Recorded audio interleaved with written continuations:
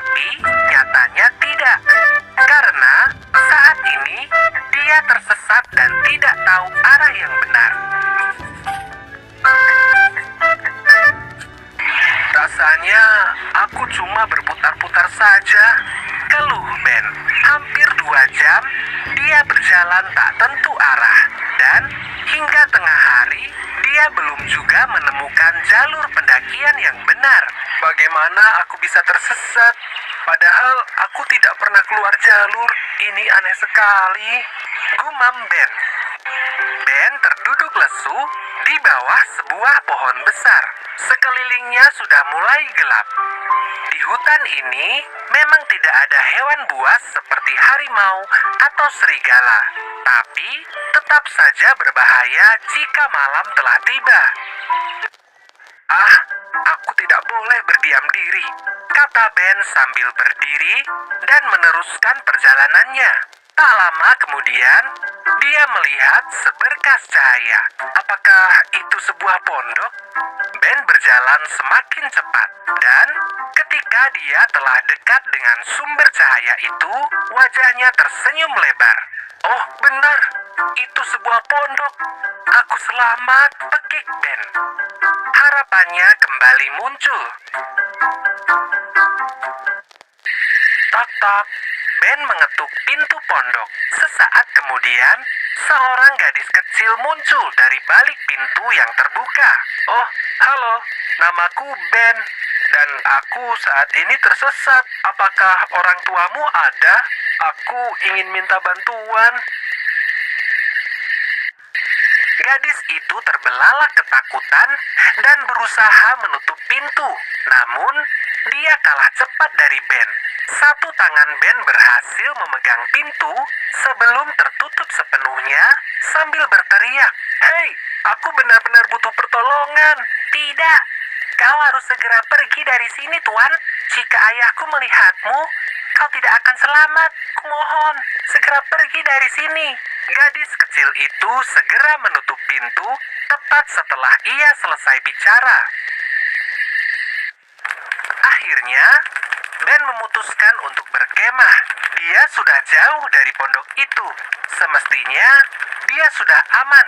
Meskipun sebenarnya, dia tidak paham akan ucapan gadis kecil itu. Ben menghela nafas. Memangnya ayah si gadis tadi siapa? Apakah seorang penjahat? Tengah malam, Ben telah tertidur dengan pulas. Nyala api unggun sudah hampir padam. Hanya tersisa retihan-retihan kecil yang bahkan tidak cukup untuk membuat tubuhnya hangat. Ben semakin bergelung di dalam kantung tidurnya ketika dia mendengar sebuah suara mendekat. Ben terbangun, dan dia terkejut saat melihat gadis kecil tadi telah berada di dekatnya. Setelah dilihat lagi, gadis kecil itu sangat lusuh. Dia bahkan tidak mengenakan alas kaki. "Kau harus segera pergi, Tuan. Tidak aman bagimu untuk tetap berada di hutan ini. Ayahku bisa menemukanmu kapan saja. Segera kemasi barangmu dan pergi dari sini. Aku akan menunjukkan jalannya padamu," kata gadis kecil itu dengan lirih.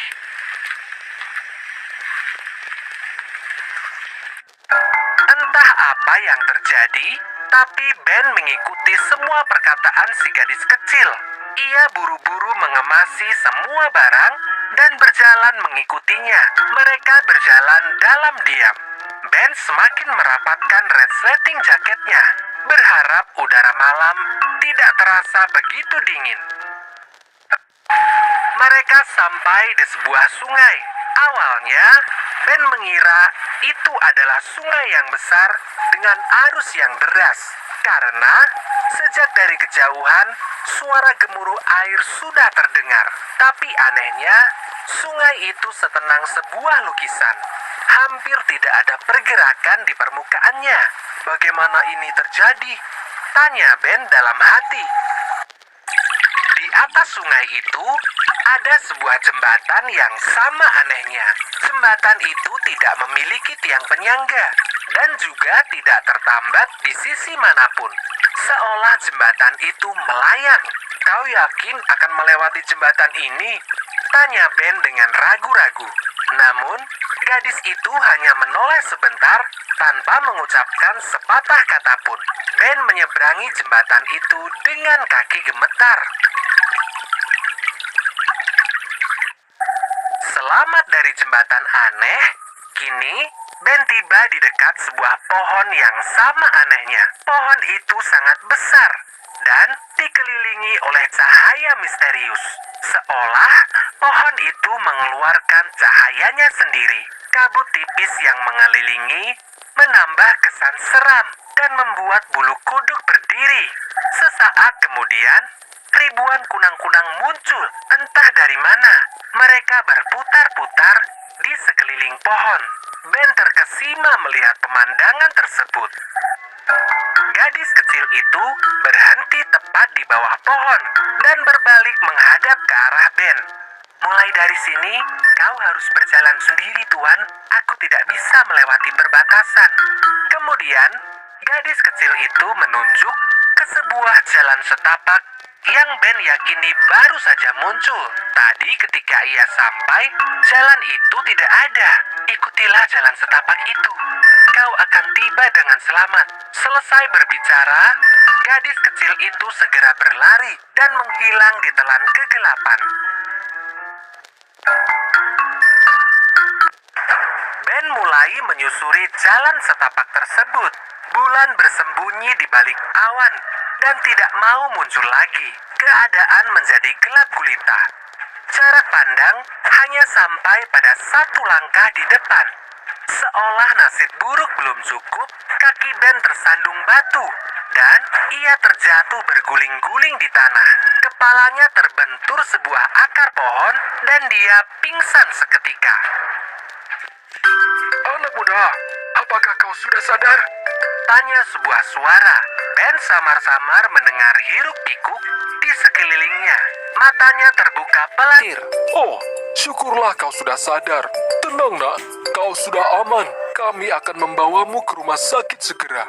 Kau harus segera mendapatkan pertolongan medis setelah hilang selama 7 hari.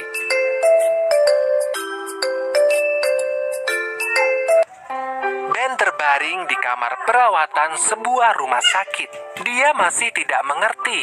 Tim penyelamat mengatakan dia sudah hilang selama 7 hari. Padahal dia yakin dia hanya tersesat selama 1 hari saja. Ben teringat lagi pada si gadis kecil. Siapakah dia?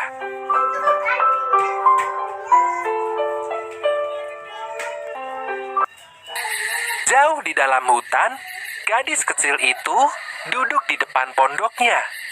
Wajahnya terlihat lesu, namun matanya bersinar dengan tajam. Sebuah bayangan gelap tampak di belakangnya. Gadis kecil itu berkata, "Maaf ayah, lain kali aku tidak akan ikut campur. Berhati-hatilah selalu saat kau mendaki. Jangan sampai kau bertemu dengan ayah gadis kecil tersebut."